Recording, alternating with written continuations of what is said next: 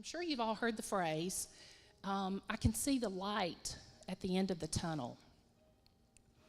And what we mean by that is we see the prospect of success.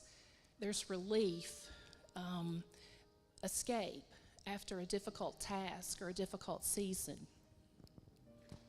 What about you? What do you do when you can't see the light at the end of the tunnel? The tunnel's long and dark, much more so than you thought it would be.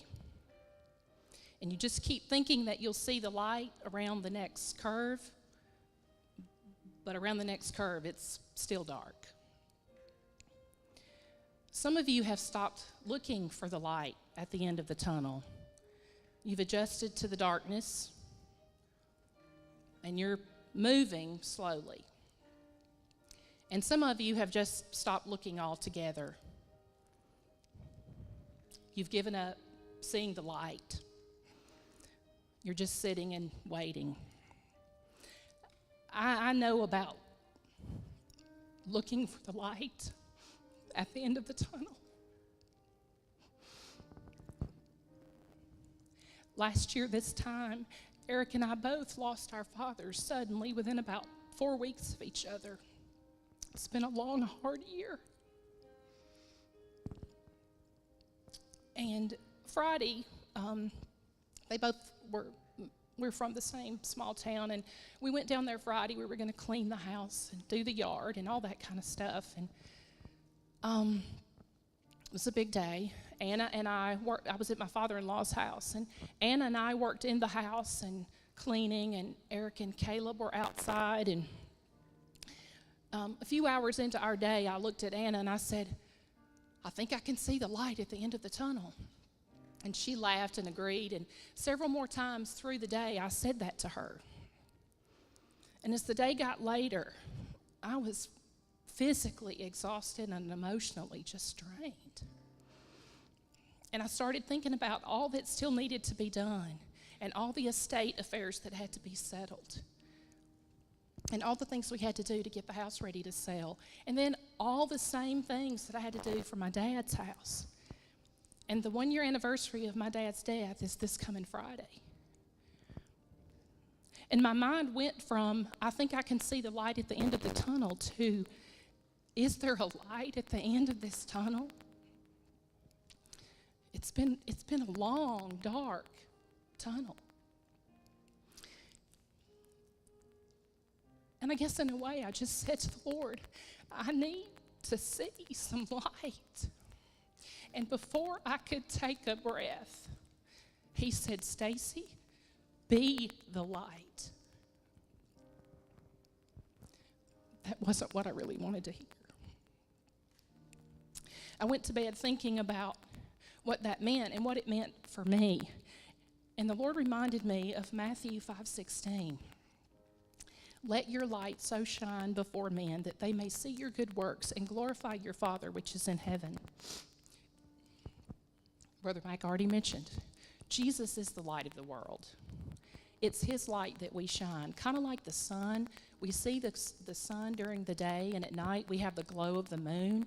But you know that's just an illusion, because the moon is just reflecting the light of the sun. The moon is gray, the color of pavement. It doesn't have the capacity to shine. It only reflects. And in Matthew 5:16, that's what Jesus was telling his disciples. I want you to shine. I want you to be the light. Now, here's what's really interesting about what Jesus was telling his disciples. If you back up 12 verses, it's the beginning of the Sermon on the Mount, and he starts with the Beatitudes. And in verse 3, he said, blessed are the poor in spirit, and the Message translates that, you're blessed when you're at the end of your rope. Verse 4 says, blessed are those who mourn. The Message translates that, you're blessed when you feel you've lost what is most dear to you. Blessed? What? That feels dark. That doesn't feel blessed. I'm sure the disciples felt the same way.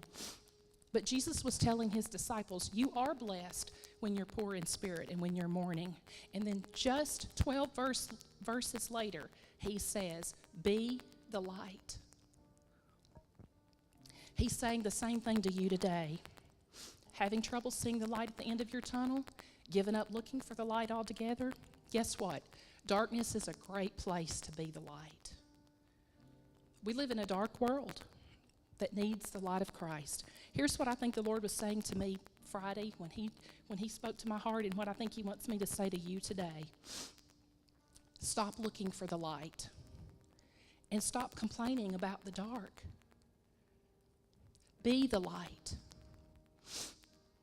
You be the light, and you be the light, and you be the light.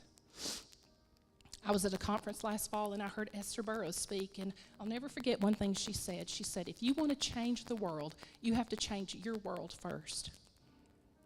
And here's how you do that. When you can't see the light at the end of the tunnel, be the light. And here's what happens. The first thing is the light will help you see. When we're going through a dark time, the enemy comes along and he tries to convince us that we are alone. With Christ, we are never alone. And when you make the decision to be the light, it changes your perspective and you realize you're not alone. The second thing is when you choose to be the light, your light will help others see. Some are in the dark because they want to be. They like it there. The Bible tells us that. But that's not you and me. And there's somebody around us that's in the dark and that doesn't want to be. And when you shine your light, you bless them. It changes their life. Thirdly, your light will help you and those around you see more clearly the next steps to take. In the dark, we grope. We step carefully. Don't we? When you get up to go to the bathroom in the middle of the night, you're like. But in the light, we walk freely and purposefully. The fourth thing is your light will glorify God. Remember, like the moon, mirroring the light of the sun, when you choose to be the light, you're glorifying God. You know, we're all either just coming out of a tunnel, going into one, or we're in one right now. And now we know what to do. We just be the light we need. Let Christ shine through us.